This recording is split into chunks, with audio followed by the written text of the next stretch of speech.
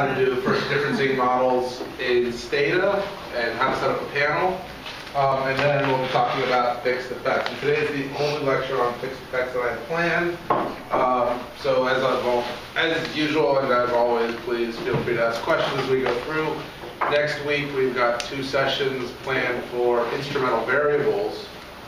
And then that'll round out the stuff I have to say in terms of going after causality with secondary data. And then we'll have spring break, which will be great. And then we'll come back and have some guest lecturers present some research using some of these methods while you all are thinking about how to potentially apply them in projects that you're working on, including in the context of the research proposal, which is due on Tuesday. At least the question and not the proposal.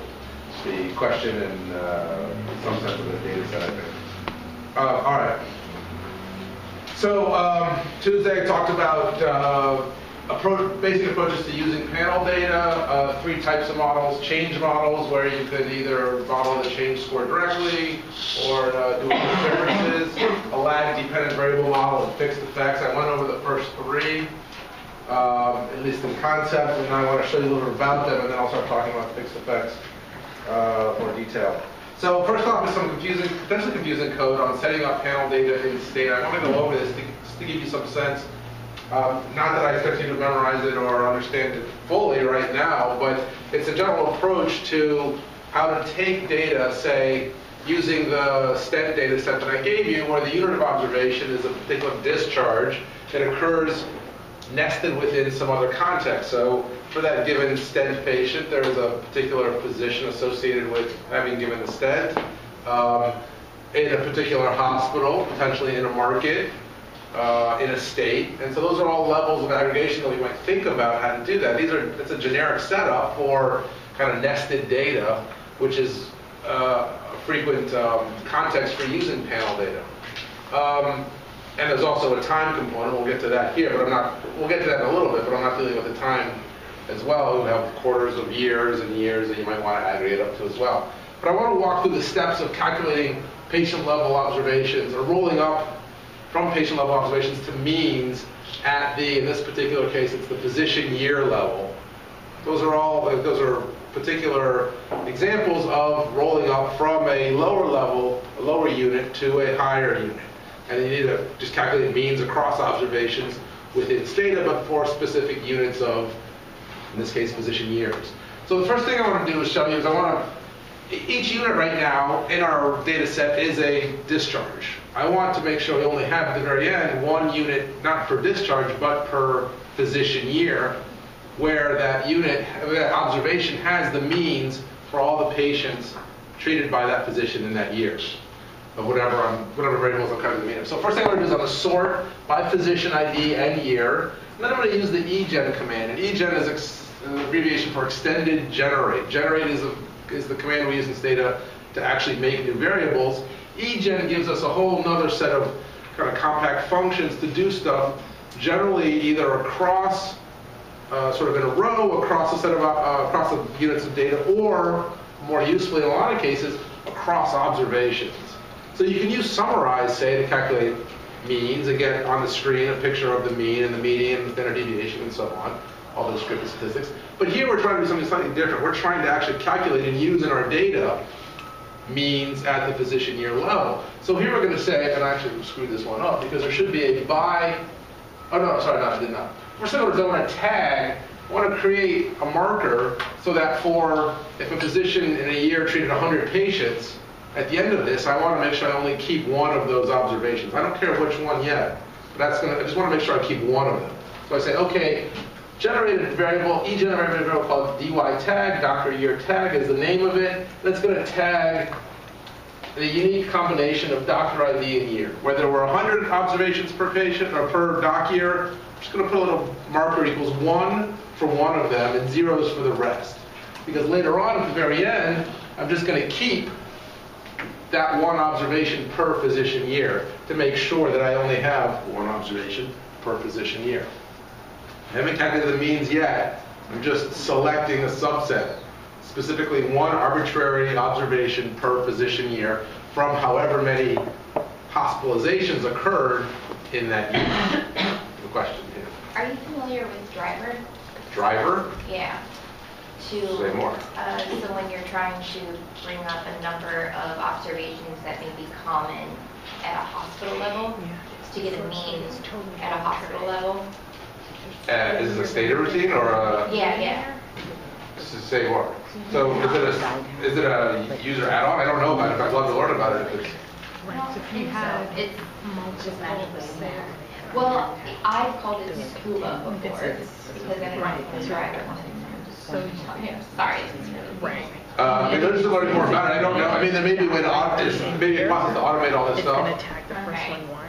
But like, Yeah. I mean, Commands like driver. no, Yeah, you because can. now Well, you're it's a trying to make label your because data I've called less mine specific scuba. instead of more. well, anyway. Okay, so I mean, maybe next week I'll teach you another way that I'll just learn. This is the line-by-line approach to see what's going on behind the scenes. Anyway, so all I've done so far is tag observations. Then what I want to do is I want to calculate the means across discharges, across hospitalizations, across stent patients within a given physician year. So I say by doc ID and then year, colon, do this thing. What is this thing? Egen, create a new variable that equals the mean of an existing variable. So I want to create the mean stent, drug-eluting stent use, rate of drug-eluting stent use for a given physician in a given year across all that physician's discharges.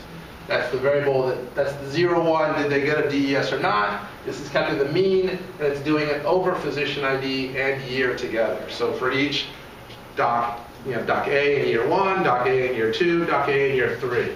What this egen command does is it returns this value, DDES equals the same thing for every discharge in the same doc ID year. It's part of the reason why we only want to keep one of these observations per doc ID year, because we're going to get all the information for all of them. We just want to not repeat it. I mean, it is repeated. We only want to keep one of them. So that's the generic setup for doing this. Now, if you have a continuous variable or a variable you can take the mean of, that's all you need to do is just for each of these variables, just calculate the mean using this egen command, and then at the very end keep one observation per physician year combination. If you've got categorical variables, though, it's a slightly bit more of a pain in the rear. Because you can take the mean of a categorical variable, but it doesn't contain the information that you want, right? I mean, the information of a 5-category categorical variable might be something like 2.5 or 3.7. It doesn't tell you anything about the distribution within each of the categories. So in order to do that, you do something slightly different, wrinkle. You have to create each of the 5 dummy variables manually, and then take the means of those yourself. And so I have some code here on how to do this in a pretty compact way. That is, let's create not a worker variable, but a kind of a temporary variable. I'll call it dummy, right? It's just a byte, it's a single 0, 1. And then let's say there are 5 categories for a given variable. Like PayCat has 5 categories. It could be commercial, Medicare, Medicaid, uninsured, or other, right? So right now it's a 5-category variable. I want to create 5 dummy variables out of that, and I want to do it in an efficient way. So I'm going to use this for-val loop. It says, let I, this little macro variable I, run from 1 to 5. Stop me if you're not getting anything at any point. So I equals 1, then do these 2 steps. First, let's assign the value of dummy to whatever PayCat, or whether or not PayCat equals I for that patient. So if PayCat equals 1, then when I equals 1, dummy will equal 1, and when I is not equal to 1, dummy will equal 0 every other time.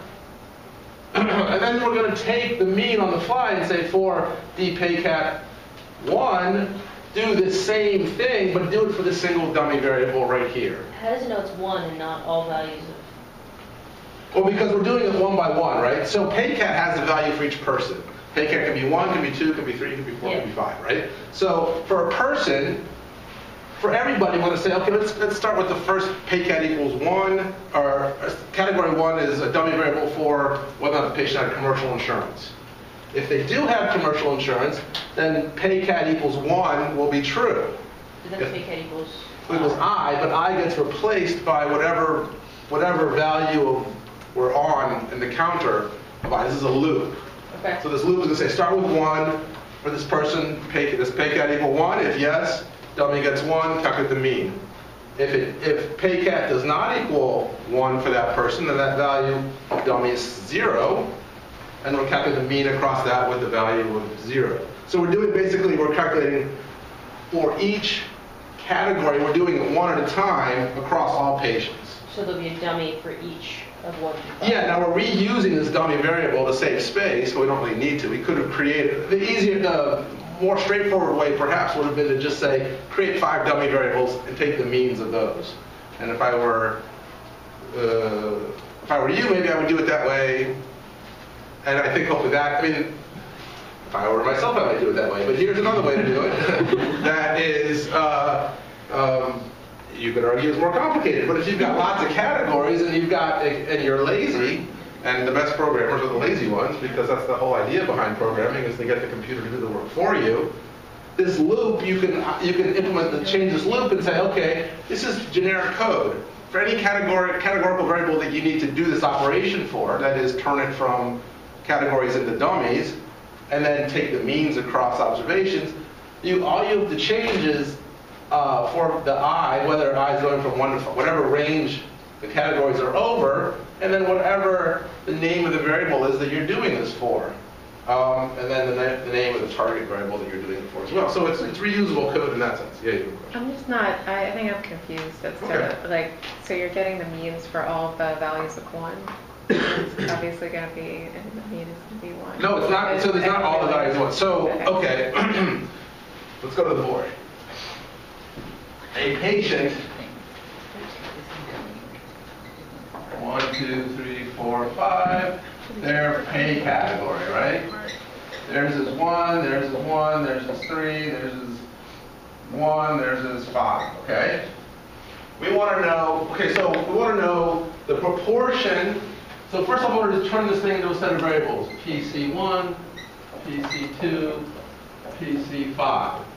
This one will equal 1, 0, 0, 1, 0, 0. This one equals 0, 0. Somewhere here's a 1 and a 0. 1, 0, 0, 0, 0, 1. All I'm doing here is taking that category and pushing it out into a set of 5 mutually exclusive and exhaustive dummy variables, right? So that's what is happening right here, except dummy is just doing this one column at a time. Each time we're taking the mean of dummy, we're taking the dummy as representing, first it's representing I equals 1, then I equals 2, then I equals 3.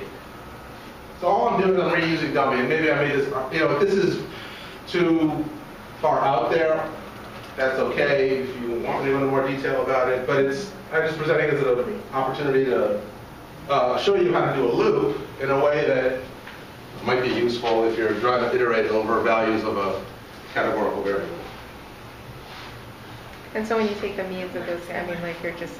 So I'm taking the mean, so now I have the proportion of, so now the mean across... Category 1. Yeah, category 1 is, so for a given physician, how many of their patients, what proportion of their patients had commercial insurance? Okay. What portion of the patients had Medicaid insurance, Medicare insurance, and so on. And that's going to be the information that we want rather than the mean of paycat. The mean of paycat might be something like I said, maybe it's 2.5. What does that mean? It doesn't tell you anything about the distribution across categories within a physician's patient volume. Yeah. This though is just through that replace dummy line, not the by doc ID.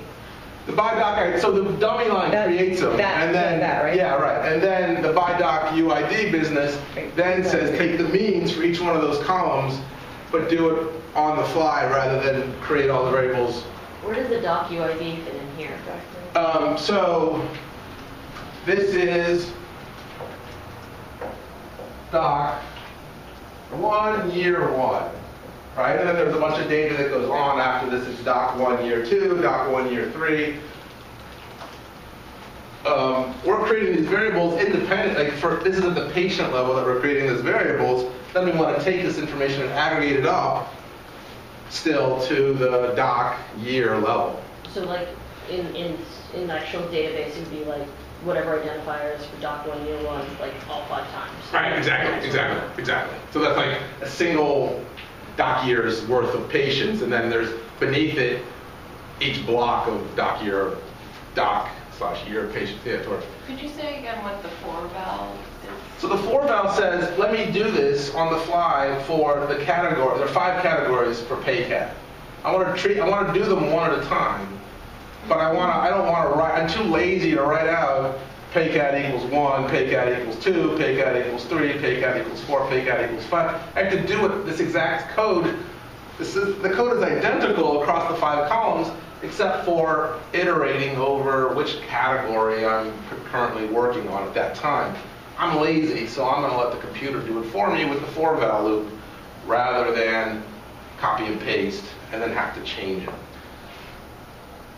If you're comfortable with for val loops and for each loops, they're a nice way to, they can be quite convenient to make things faster and not just faster, but make your coding experience better and cleaner because you're saying, okay, now whatever I'm doing exactly the same thing for all 5 categories. It may be exactly wrong all 5 times, but if I can figure that out, I can fix it, and then I made it exactly right, instead of, oh crap, I did it the right way for 4 times, and then on the 5th time I, oops, forgot, or put in something, or it's an I, not an L. Is there a question there? The dummy category we made is not up there? So dummy is, I'm being a little tricky here. Rather than creating these 5 categories ahead of time, I'm going to say, okay, dummy, okay, do that one. Then dummy, now get this one. Now dummy, I'm just reusing dummy as a little holder. What will those, like, does that actually make variables called dummy? How What do does you that call work? it? What? I mean, we did. Dummy is just taking, it's just a column of data, right? So rather than creating PC1 through PC5, I'm just using dummy when I equals 1, dummy when I equals 2. At the very end, dummy will have the values for 5. But when you put in that command, A dummy is the name of a variable that I gave it. but is it going to put a dummy column in the data? Well, yeah, there's now going to be, right, but it's going to, there never is a column for PC1, PC2, PC3, PC4, PC5. I could have made those columns, but instead of doing that, I just use dummy over 5 times. For I equals 1, dummy now takes PC1, but PC1 never existed. I just saved 5 columns worth of data. And if you add up, so once you have the means for all the dummies, if you add them up, they should equal 1. Right. Okay. For a given patient, right. For a given doctor. For a given doctors, well, right. By construction, exactly right. Okay. They should equal 1 because they should represent the distribution of patients by insurance type. So like if you looked at this, like 3 of the 5. Right, so it would be like 60%.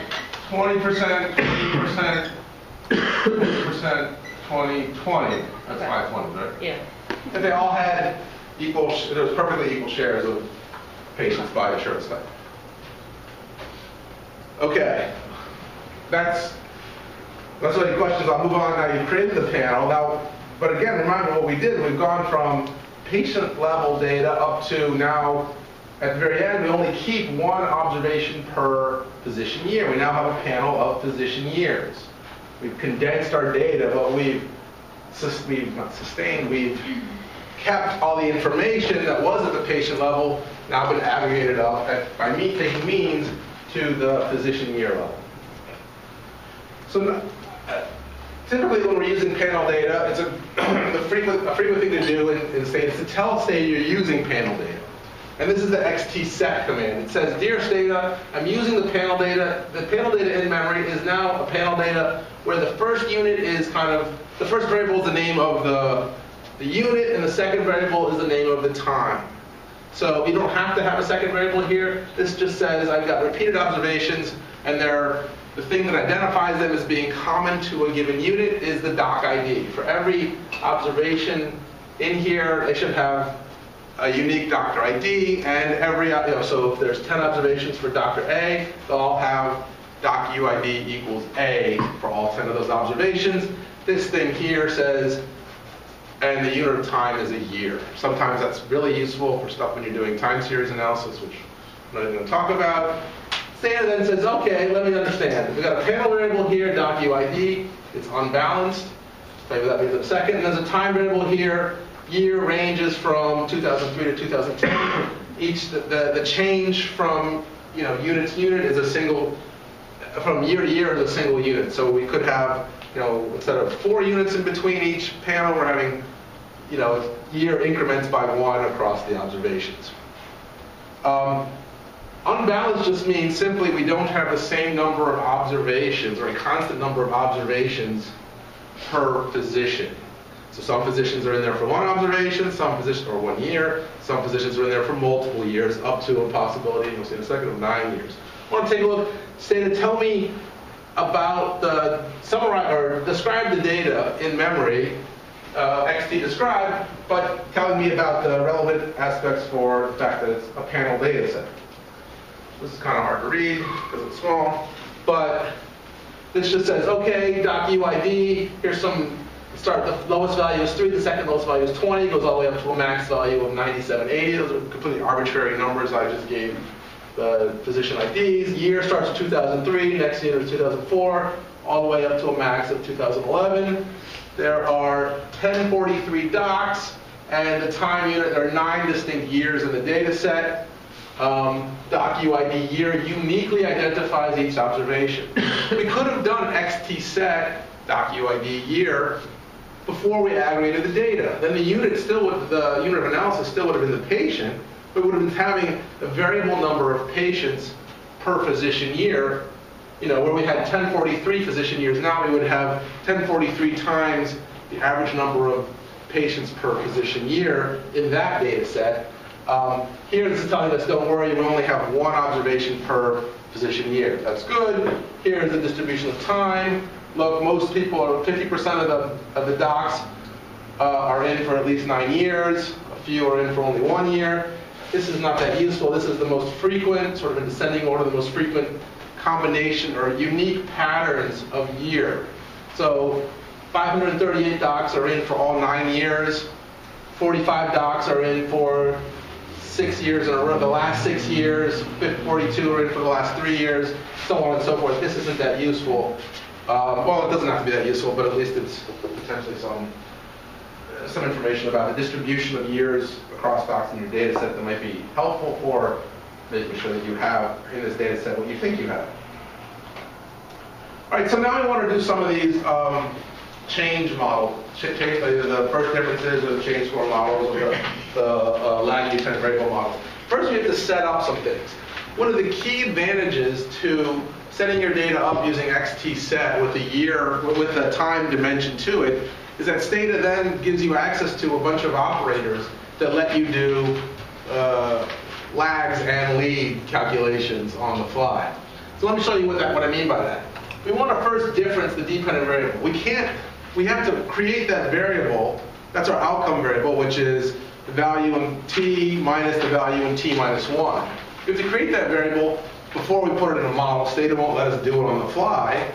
So how do we do that? We want to say, okay, the current observation is this year. We want to look at last year's observation. How do we actually access last year's observation when it's actually in a different observation in Stata, right? In Stata, you get access across the row of your data to any variable in there, but how do you go and access a different row, and specifically the year before that row? So you've told Stata for each observation who the doctor is and what year it is. Stata will then let you say, okay, I want to generate this new variable. I'm going to call it DDES diff, or a difference in the doctor DES, which was the name of the doctor level rate of drug-eluting stent use. This is the current year of data minus capital L, or we actually use lowercase as well, L dot same variable name. This says, I want to subtract this year's value from this year's value, last year's value. Stata, just by putting in the cap L or lowercase L dot, Stata does it all for you. It figures out what that last year value is because you've already sorted and set the data and told it all this stuff. It just goes back and says, okay, bang, I know what that is. It even takes care of things like for the first year of data, there is no prior year of data, right? Because it's the first year. It knows that, and we'll just put a missing value in here and carry that through. So it's much easier to do that than there are ways to manually tell Stata, like, look one observation up, check whether or not the IDs are the same in this observation or the prior observation. No need to do all that. You can do that on the fly. Question. Can you remind me what the research question we're asking is? What? This is a research question. Why are we setting this up? So, well, it's not the research question so much as we want to try to estimate a first difference model or a change score model, where the dependent variable is a change in from year t minus 1 to year t in some dependent variable. And the reason, just to rewind a little bit, the reason why we're even thinking about first difference models is we're trying to get rid of the time invariant, all the time invariant characteristics of the observations, both observable and unobservable. To do that, we needed to do a first difference approach. To do the first difference approach, we have to actually compute the first difference. That's our outcome variable right there. So you have like 9 years, right? Right. So, or whatever, how many years. How do you know which is, like, does it do the calculation for each set of years? It says, okay, first observation, there is no lag, missing value. Second observation is let's say, 2003, so 2004. Let's go back, is there a value for 2003? Yes, if there is, put a value, the difference in there. Let's say you skip a year, right? So then you're now at 2006. There is no lag value for 2005.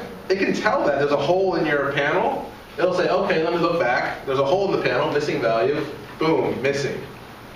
So it's just doing by 1 year increments, right? So Yeah, but you can do more. If you want to go back farther and look 2 years back or 3 years back, all you have to do is say L2 dot or L3 dot, and it'll look back. So like if 2009 was, how do you know which is like the year that it's using as like the first variable? Like, is that the earliest year or the last year? So it's an ascending. So it would always be, the lag is always 1 year, 1 time unit earlier. So if it's so it starts at 2003 with 4, 5, 6, right, because you sort in those. Yeah, right. So it's ascending order, and you're saying, okay, in 2003, no first value, no lag. In 2004, look back 1. In 2005, look back 1. In 2006, look back 1.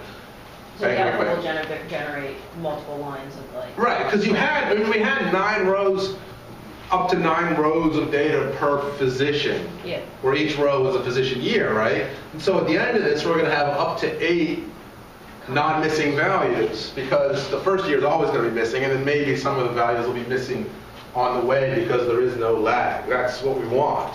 We only want to be looking specifically at adjacent years in our first difference model by construction. Is this function particular to panel data set? Like, do you have to have done the ST? You have to have told it, you could, yeah, basically the short answer is yes. You have to tell that there is, because it needs to know which observations belong to a given doc or unit, and it needs to know the time ordering of that. Okay. And so there's another command called tsset, but it's basically the same thing as xtset. Okay. Yes. So even if you're not going to do panel data analysis, you might still want to xtset your data to take advantage of these lags and stuff. All right, so we'll do the same thing for each of our 5 categories of explanatory variables. And so because we name them specifically, each one ends, the only difference in their name is the last number. The last character is a number, 1, 2, 3, 4, or 5. We can then put these things in a for-val loop and do, okay, for I goes from 1 to 5, do now dpay diff equals u in this year minus u in last year. I could have written each one of these out 5 times and substituted in 1, 1, 1, 2, 2, 2, 3, 3, 3, and so on, but I'm lazy, so I stuck it in a for-val loop, and it just does it all, bang, bang, bang, for me, 5 days ago. Now, we're at the point where we can actually specify the model. The models. So we've got 3 models, I told you. The change score model, the first difference model, and the lag dependent variable model. They only vary by a little bit in terms of the model specification, but the way they vary is important. So first, the change score model. All 3 are using simple linear regression. First variable is a dependent variable. We're regressing the change from t to t plus 1, or from t minus 1 to t, depending on how you want to think about it, in the rate of drug-eluting stent use. So this is a difference in proportions. And we're modeling, though, as a function of the values in the baseline year, so the year before. So that's why we're using the change as a function of lag the proportion of this is the proportion of physicians, of a physician's patients in the lag year that had Medicare, the proportion that had Medicaid, the proportion that were uninsured, the proportion that were other insurance. We left out one, which is commercial, because if we put in all 5 proportions, they would sum to 1 by construction. We would have basically a version of what's called the dummy variable trap, right? We'd have perfect collinearity with the intersect. So that's change as a function of lag levels. Okay? I'll show you the output from each of these, but let me go with model specifications first. The first difference model, same thing, that was change as the dependent variable, change in the use of drug-eluting stents, as a function now of changes in each of these proportions. I could condense this by just putting the hyphen, because these variables all end in 2, 3, 4, 5. So I just put dpay underscore diff2 through dpay underscore diff5. For whatever reason, Stata doesn't let you do that when you have the lag operator out front. I tried doing it and it told me I couldn't, so I had to write out each of these by hand. This is the same thing as writing out dpay diff2, dpay diff3, dpay diff4, dpay diff5. I'm using robust standard errors and all. But how does it know it's last year's without the L? It's not. So this is the change, right? This is the change in the use of drug-eluting stent over from year to year as a function of the change in the mix of payers, the payer mix, right? So the change in the proportion that are Medicaid, the change in the proportion that are Medicare, Medicaid, commercial, or yeah, all those. Okay, and then the last one is the lag-dependent variable model, which is a lot like the change score model.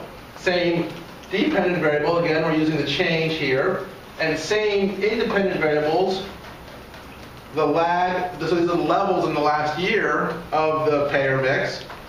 But now instead of modeling the change, we now have the value in year 2 as a function of the value in year 1. So we've moved, remember the lag dependent variable model says, instead of calculating the difference, we're subtracting T minus T, no, that's not good. A minus B. A minus B is in here. Now we're going to put A as a dependent variable and then put B in as a regressor. We're just moving over the thing that we subtracted from the left-hand side as part of the dependent variable into the right-hand side as an explanatory variable. I'm just showing it to you because it's something you may come across. The change score models and the lag dependent variable models, well, the change score model in particular is primarily used only when you have 2 years of data, or 2 time units, like a pre-post in the context of a clinical trial, maybe, something like that. First difference is used much more frequently, and the lag-dependent variable model can be used sometimes as well. So what does this look like? Well, notice we don't have our full set of observations anymore because we're losing all those first years for each physician, right? Because there's no lag there. And we're modeling the change in the drug-eluting stent use for each given doc as a function of their levels. What we find here, I just boxed one of them. This is the share of your patients who are uninsured in the previous year. How does that affect your change? Not much.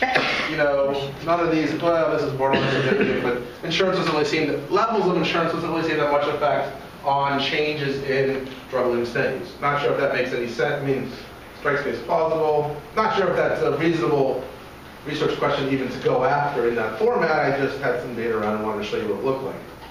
When we go to a first difference model, though, now we're saying, what is the change from year T to year T plus 1 in your insurance, in your patient insurance mix, have on your use of drug-eluting stents over this whole set of time? What we can see here is that as your uninsured, the portion of your patients who don't have insurance goes up, your use of drug-eluting stents goes way down. 100% increase in drug-eluting in uninsured. If you went from 0 to 100% of your patients who are uninsured from year T to year T plus 1, your rate of drug-eluting stent use would drop by 30 percentage points. So these are all negative relative to commercial. If your Medicare patient load went up by 100%, so if all your patients went from 0 Medicare to 100% Medicare, you drop your GES use by 5%, Medicaid about 17%, and other is 13%, borderline significant. Does that make sense? Yeah, probably, but it's a more complicated question than that. But okay, so the important thing here, though, is that we're modeling changes in drug-eluting stent use as a function of simultaneous changes in your patient-payer mix. And then last is the lag-dependent variable model. We moved it over, so now we have your use of drug-eluting stents in year T+1 as a function of your use of drug-eluting stents in year T. This is usually going to be highly positive and probably significant because most of these kinds of things are going to be persistent, right? I mean, your use in 1 year is highly related to your use in another year in a positive way. And then we have kind of the coefficients on the levels in year T of your drug-eluting stent, in your patient payer mix.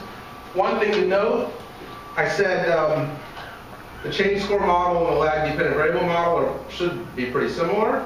And so the first category here, this is Medicare. The coefficient estimate is 0.007.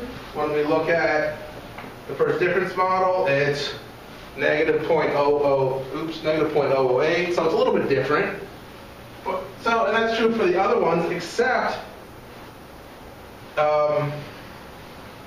uninsured was pretty close to zero, negative 0.006 in the change score model.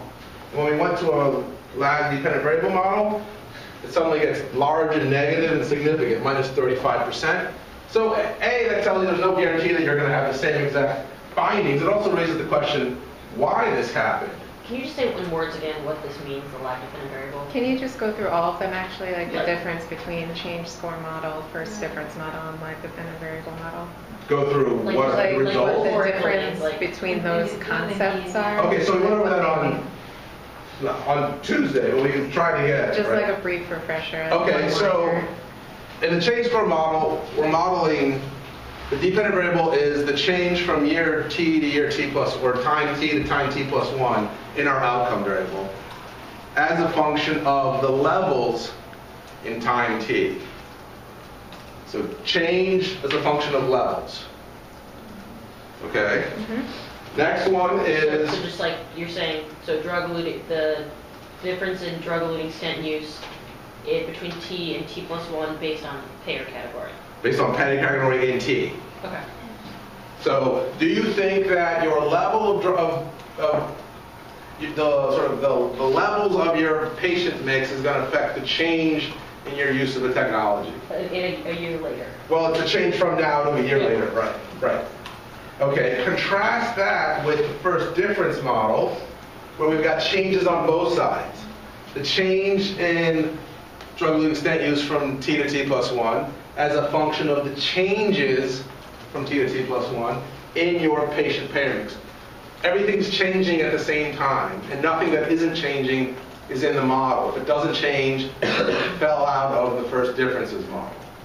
And to know the directions in which like the payer mix changes, it actually changes, you have to have another table of... You look at the actual descriptives, Yeah. right, to say like what these, you don't know the means of these variables. Yeah. But what you can tell is that as each of these go up, as your share of non-commercial patients go up, your use of drug-eluting stents goes down. So modeling changes as a function of changes. And then the last model is the lag-dependent variable model, which is kind of like the change score model, because we're using levels again on the right-hand side, but instead of modeling the change, we're modeling next year's value, controlling for this year's value.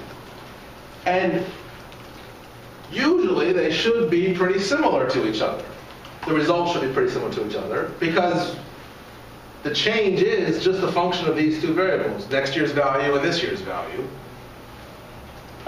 What we saw for, if you look really fast, categories 2, 3, and 5, the coefficients were reasonably close together, no qualitatively different interpretation, but the coefficient on uninsured was pretty bigly different, wildly different. So when I'm looking at these models, I highly favor this model because it looks like our independent variables explain more of the variance in the y because of our high R squared. And I'll tell you why that's a bad idea. Okay. Okay? So what's the dependent variable here? The difference. Right. What's the dependent variable The here? difference. And what's the dependent variable there? The, Level. So we're comparing apples to oranges. The fact that the R squared is 30% here and like minute in some of the other ones, in particular like the first difference model is less than 0.01. You can't conclude anything about that because you have two different dependent variables. So the R squareds are not comparable across model because you're not modeling the same thing. So the better argument, I think, is that what is it you're trying to accomplish? What is your research question and what is the right model to answer that research question? If you are trying to control, among the three models I've showed you so far, if you're trying to control for time invariant characteristics, you're worried about those as a potential source of omitted variables bias, you don't really care too much about the R squared, you care about the bias or the lack, you want to make sure there's no bias in whatever your estimates are. And so what's nice about this is you're saying, in this first difference model, you're saying, I'm going to get rid of, I'm going to difference out all the time invariant things that might matter, whether they're observable or not, about a physician. So where they trained and sort of what their environment is as long as it doesn't change in the adjacent 2 years kind of thing. And we're just going to look at changes in your X as a function, how Y changes as a function of changes in your X at the same time. As one goes up, the other one goes down. That's more compelling than to say, well, I looked at two doctors and one had a high uninsured mix and a low use of drug-eluting stent, and the other one had a low uninsured mix and a high use of drug-eluting stent use. Why? Because they're two different doctors. They may have other things about them that we're not controlling for in the model that might be leading to that same pattern of data. Here, as I think I mentioned already, where basically the idea is we're letting the individual doctor, serve as their own controls. But can't you use both to make sort of a different argument? Like, so, I mean, doesn't the last one say that, like, just looking at actual level of use, it is associated, there is a negative association with being uninsured. I don't remember what category 4 is. Yeah, it's uninsured. But that doesn't necessarily affect your change, right? The level doesn't affect so... Like a change in your... Right, so they're different questions. Yeah. So one question is, what's the causal effect of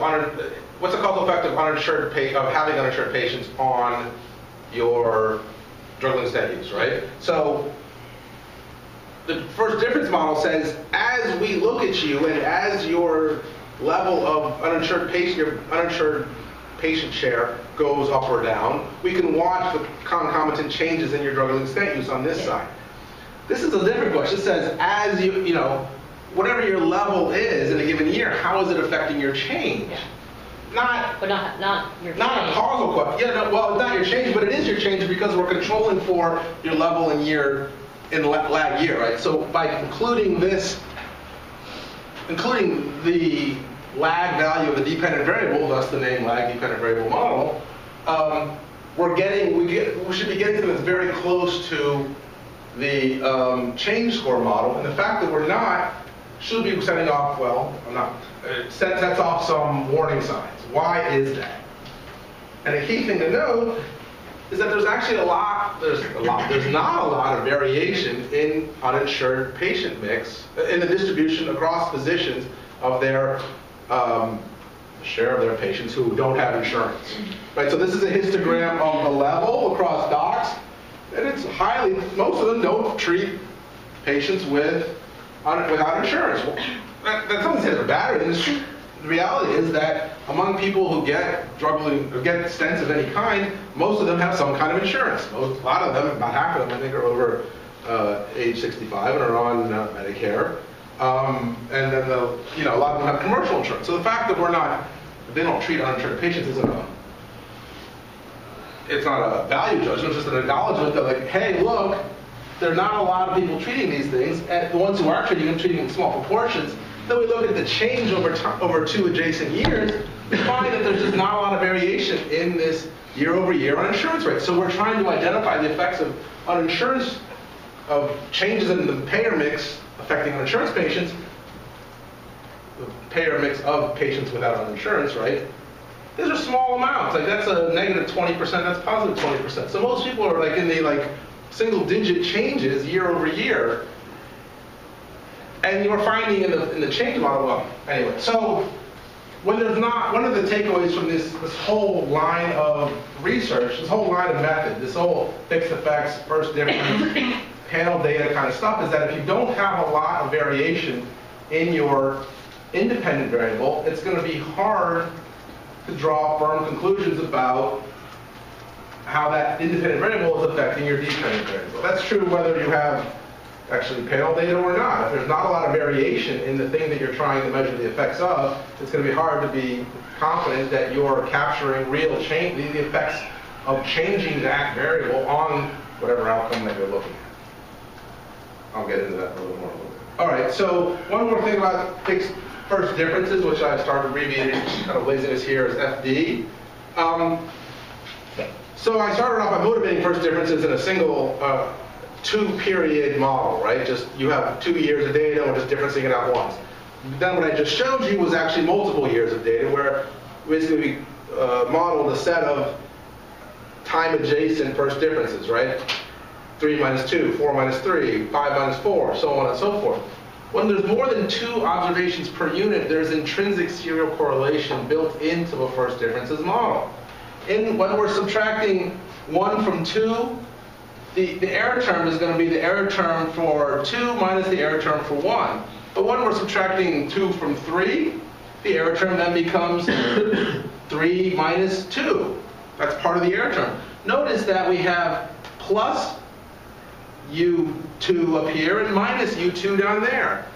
The larger this thing is, the more far apart they are going to be in the opposite direction. That is the negative serial correlation. If you have a high error term in this year, you're going to have a low error term in the next year, probably because you're adding a constant to one and subtracting a constant from the other.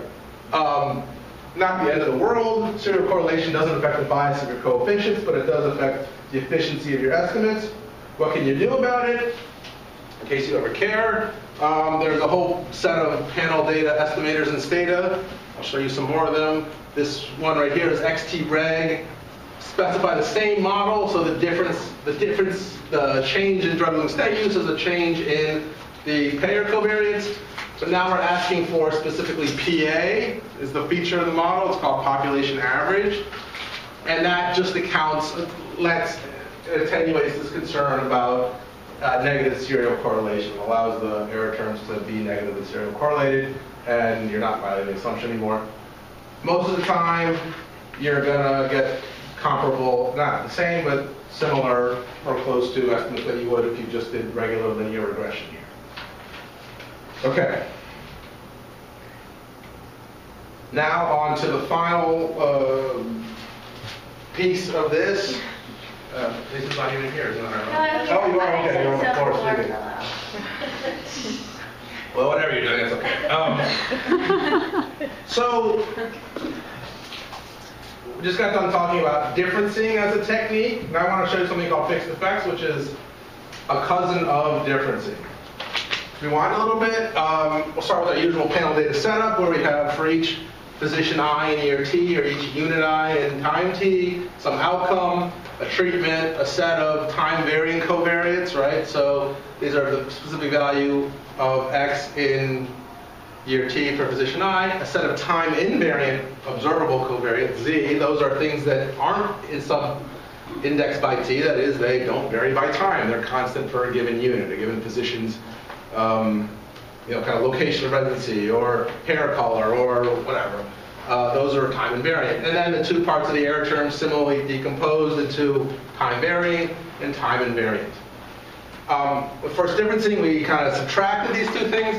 Our approach with fixed effects is going to be, rather than do that, let's take VI and ZI, which are specific characteristics that we're either controlling for or failing to control for, and replace them with a single set of dummy variables.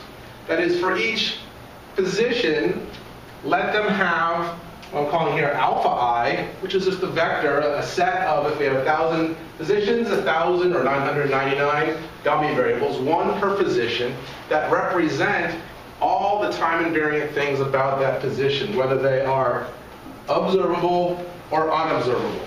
We've consolidated them, and we're making them explicit. Alpha sub I. Okay, that, so far so good. Some of you may have heard of fixed versus random effects. Some of you have asked me about fixed versus random effects. The key thing, the difference between fixed versus random effects is going to be how we're going to treat this alpha I concept. In a fixed effect setup, we're saying those are parameters that we either care about or that we're actually sort of, they're live. We can estimate them directly, or we're going to do something to transform the data in a way that we don't have to estimate them, but we could if we wanted to. In a random effect setup, though, we're going to say alpha I is conveniently distributed from some pre-specified distribution, usually normal, standard normal, sometimes some other distributions. The key difference between these two approaches, fixed effects and random effects, is whether or not, in a fixed effects model, by specifying this as a live set of measures that we want to estimate, we're allowing alpha I to be correlated with the error term. That is, whatever, we are purging the error term of all time invariant characteristics. We're taking care of both z sub I and b sub I together in that error term. So we don't have to worry about omitted variables bias from things that are lurking about that we're not controlling for, that would be lurking about in the error term. In contrast, with the random effects model, the random effects built into the random effects model is the assumption that that alpha I, which is distributed normally, blah, blah, blah, is specifically orthogonal to the error term. Thus, it is independent of, it is not correlated with the error term. Thus, we are not necessarily controlling for omitted variables lurking about in the error term that may be time invariant.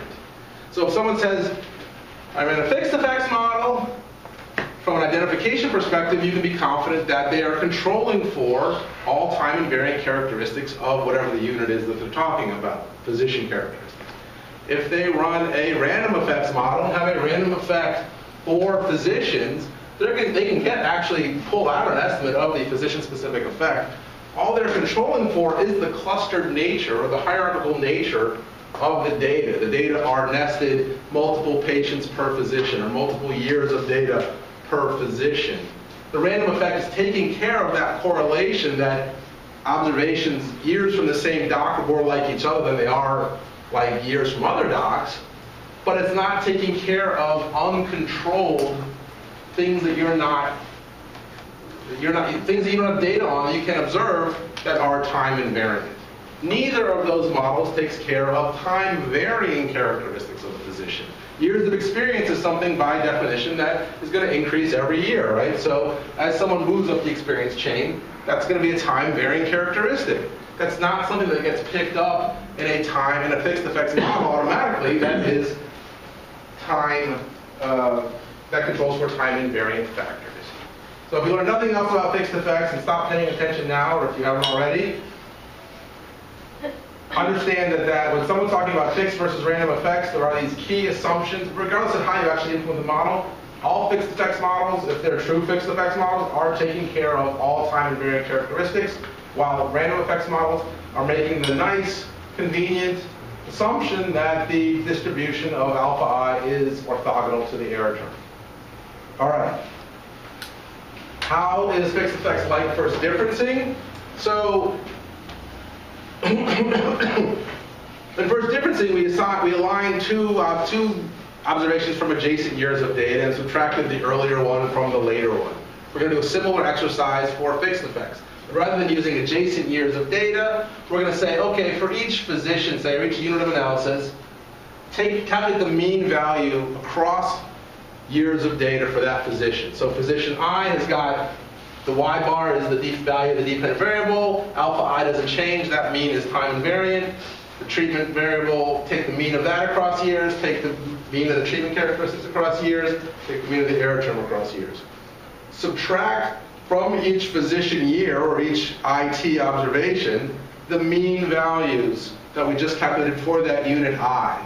And we wind up with a specification that is delta, well, I shouldn't use delta because we use that for the first setup. It's physician year-specific value minus physician time invariant specific value, that is the mean of the dependent variable, as a function of that same difference, or demeaned value. So we're subtracting the year-specific value from the mean across years for that given physician, for the treatment, for the time invariant characteristics, for the error trend. And that little algebraic technique is the same thing, let's see if I have it on here, well, I'll tell you this in a second, is the same thing as specifying this alpha I. We subtracted out the alpha i's in that little subtraction exercise, so we don't have to actually estimate them. But if we wanted to, we could either add a set of dummy variables for 1,033 different positions in our model and leave everything as it is, or we could do the demeaning exercise. Now, fortunately, we don't have to do the demeaning exercise ourselves. Stata and most other stats and econometric software has this stuff to do it for you, and also to take care of some degrees of freedom type stuff. So we've got three different model specifications. The first difference, where we're not demeaning, but we're subtracting from year t the value for year t minus 1. Fixed effects, where we're modeling alpha I explicitly, or the demeaned version of the fixed effects, which I call FE2, where we've taken out the mean values. When there are only 2 observations per unit, so 2 years per physician for all physicians, the 3 are equal to each other. But and regardless of how many observations you have, FE1 and FE2 are the same thing. You get the same result, same coefficient estimates for B, C, and, well, B and C are the only estimates we're estimating, regardless of whether you control explicitly or whether you demean everything. Where the fixed effects and the first differences deviate is when you go more than 2 time units per observation. And because of that serial correlation, the negative serial correlation built in the first differences, you generally get tighter estimates in the fixed effects model. I would say, it's been my experience, at least in reading the economics literature, that fixed effects is more common than first differences, but under certain assumptions, first differences can actually be more efficient than fixed effects. And so they're kind of like, one thing you could imagine doing is estimating both kinds of models and hopefully getting comparable results. That would be a further evidence that, you try 2 different ways, 2 similar but different ways, and that your assumptions built into either one are not affecting the results for the broader business. So what do we need to actually estimate a fixed effects model? The panel data. We can have balanced or unbalanced panel data. We don't care if there's an equal number of observations per physician across all physicians. And unlike first differences, which does require a time aspect to the data, hopefully that's clear. If you want to subtract t minus 1 from t, you have to know what time period an observation is coming from. Fixed effects, you don't, because you're demeaning, you don't necessarily need a time variable, although you can have one. And that can make it useful, fixed effects, useful for situations where you have a clustering but not time, like even a cross-sectional, say, multiple patients per hospital, but in the same year of time. You can still use the fixed effects approach to get rid of some of this hospital invariant characteristic stuff that you couldn't use a first difference approach for, because there's no time when you're looking at patients in the same year. There are some key limitations, so this is the second most important thing I would say today. Maybe it's even more important than the fixed versus random effects thing. So what are the limitations of using fixed effects? It's not a panacea. Even on the upside, it does control for all time invariant characteristics, whether you can observe them or not. What it doesn't do is it doesn't let you estimate the association between time invariant characteristics and the outcome, because you're, by assumption or by construction, getting rid of them. And then there are 2 threats to inference. One is a standard error issue. When you have fixed effects models, you're only using the variation within unit. So you're looking at the same physician over time, the same hospital over time, comparing patients treated at the same hospital rather than comparing patients treated at different hospitals. This means probably you're going to have less variation overall because you're throwing out some of the variation and maybe a lot of the variation which may occur between units. Now that's good from an identification perspective if you're worried about things interfering with your, things that are varying between units that are uncontrolled for, and then possibly introducing a bit of variables bias. But it means that you're going to have less variation. With less variation, you're going to have wider confidence intervals or larger standard errors. The other potential threat from using panel data or fixed effects models is that you can have measurement error in the year-over-year, say, estimates of the time-varying characteristics. So if your treatment variable is something like insurance type, and you're looking at the same patient over time as they change insurance status, right? So many people don't change insurance status at all, but then of those who do, you have to worry about whether or not the insurance status that's coded in your data is actually a genuine change in insurance versus some administrative screw-up, right? So that administrative screw-up means that there's potentially noise in your data of individuals' changes in insurance status that you're treating as genuine variation within person over time. That noise that you're getting from, that you can't measure, but that you suspect is out there, is going to mean that the effects of your changes in individuals' insurance status on whatever their outcome is going to be attenuated. It's going to be closer to zero. It's going to be biased too low. Either, if it should be 2, it could be 1. If it should be -2, it'll be -1, closer to 0.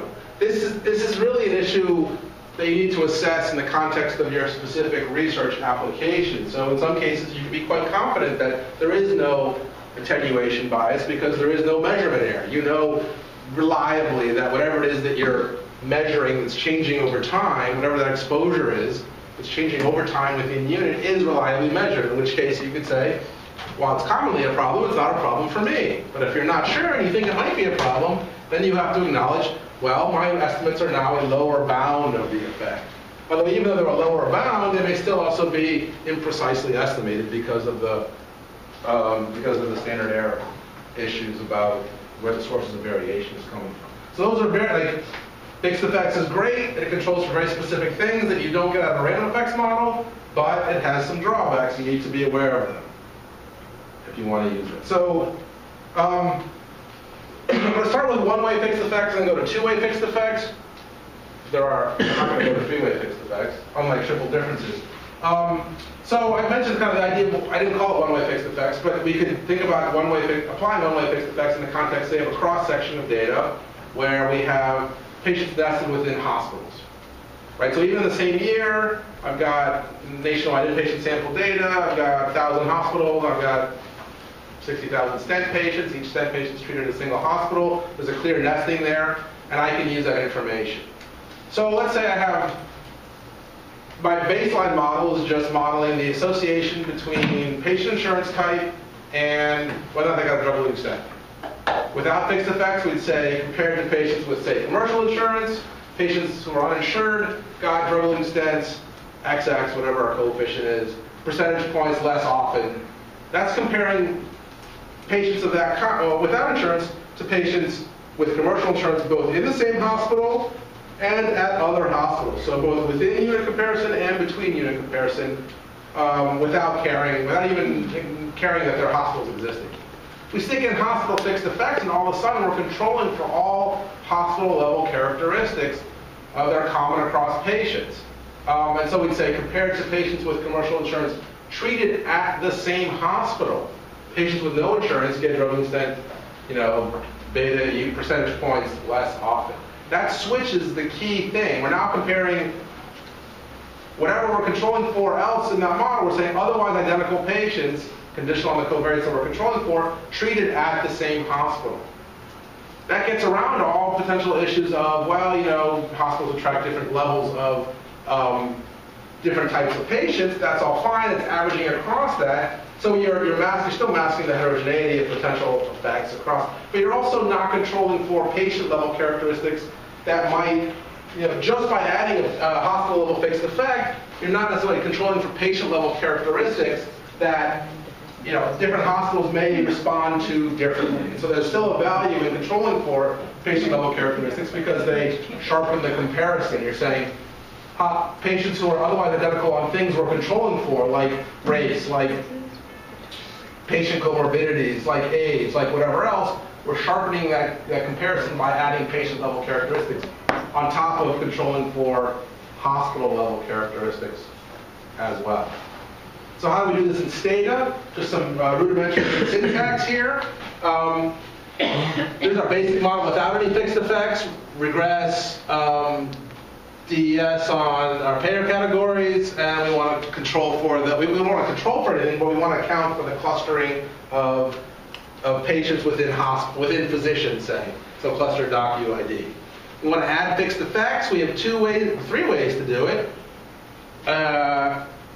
The slow way would be to add controls for the physician, dummy variables for the physician explicitly. So regress, drug extent use on payer category, add this block right here. I.docuid says if we've got 1,000 physicians, I'm going to add 999 dummy variables, one per physician, except for one we're going to leave out because of the intercept. We're still going to cluster the standard errors.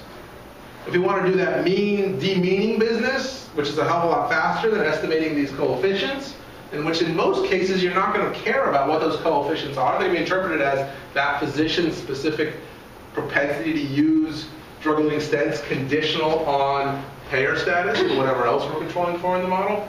I use those things a lot because I want to actually then take them and do stuff to them. But in most cases, you don't care about the coefficients of the physician fixed effects. So you can use AREG. AREG is short for absorb reg, I think. Anyway, AREG, same model specification. We leave out the doc fixed effects, but same model specification as the basic model. But now after the comma, we're adding absorb. And then what are we absorbing? The fixed effects for the doc. Unfortunately, you can only absorb one dimension of fixed effects in AREG. So if you want to control for time as well, you need to add time back in. We'll talk about that in a second. And then if you want to use, this is one version of that. There's another version that does the same, basically it's the same thing, though there are slight differences between them. You can say, dear Stata, these are panel data where the panel variable is physician ID. So XT set that in. Then we can use XTReg and say XTReg, same model specification as AREG. Then the letters FE for fixed effects. And we want to cluster with standard errors. That actually is kind of redundant, but that'll give us this and that. Actually, all three of these will give us the same coefficient estimates for the payer category variables. This one, the regression will also estimate coefficients for each physician. So if you have 1,000 doctors, you're going to get 1,000. Yeah, and it takes a hell of a lot longer. I mean, a hell of a lot might only be, if you've got 1,000, I was screwing around with this last night, and estimating models on our 700,000 observation drug-eluting stent database, which isn't huge, and I wasn't running on the server, but I've got a decently powerful machine, and it was still taking multiple minutes to estimate, because you've got to estimate 999, however many damn physicians we have. Each of them needs a coefficient, and that's just a lot slower than doing the demeaning and getting rid of them. They don't worry about them. We get the same coefficients on the variables that we ostensibly care about, which are the patient-payer mix, patient-payer type stuff. So with the XT set, you don't have to give a time? You don't have to give a time thing. I mean, in this case, there's no concept of time. It's just, I mean, in my particular example, there's a cross-section of single, everyone's treated effectively the same time, the same year. Stata's fine with that. And Stata says, okay, if you try and run XTReg with the fixed effects, it's going to look to XT set ahead of time to tell, you have to tell it ahead of time what it is you want, or you have to add some indicator to say what it is that what fixed effects you want me to actually do. So then there are two-way fixed effects. Here, again, usually the second dimension is time, but it doesn't have to be, right? We can think about fixed effects for both physicians and hospitals. Now we can only estimate a model if it were the case that there were multiple physicians at each hospital, and there were at least some physicians who practiced at multiple hospitals. So if physician and if physicians are perfectly nested within hospitals so that all physicians practice at exactly one hospital, then the fixed effects for hospital and the fixed effects for physician would be perfectly collinear, because if you know a physician fixed effect, then by construction, you know their hospital fixed effect. But if you had a situation where there was this crossing, then you could leverage that and say, okay, I want to look at the experiences of physicians who cross hospitals where there are hospitals that also host multiple physicians. Then you could put in both, it would be a little hard to interpret, I think, but you could imagine a model classification where outcomes are a function of both these things, and you're getting identification off of the switching. So presumably this would be the kind of thing where it's like you want to look at, actually I've seen this used in the context of, like, what is the impact of hospital environment on outcome, right? So here you have to have the same physician practicing in multiple hospitals, right? So you're holding the physician constant and saying, all right, but I want to see what the differences are between these two. Actually, that wouldn't actually work either. That would be time-varying features, hospital environment, where we want to control for time-invariant hospital effects and time-invariant physician effects. And we're getting identification off of changes over time in a hospital's practicing environment and changes within physician in which hospitals they practice in. That's pretty complicated, right? But we got that because we had fixed effects for physician, for hospital, and actually for year, because we're looking at time within over time changes. And we had the pretty specific data to be able to do that little machinery. All right, so interpretation for a two-way fixed effect. For a data set at the patient level, we'd be saying something like comparative patients with commercial insurance treated at the same hospital in the same year. So we're narrowing the comparison by holding constant all characteristics of that specific year, as also those kind of year and hospital, and comparing uninsured to insured patients in the same hospital in the same year.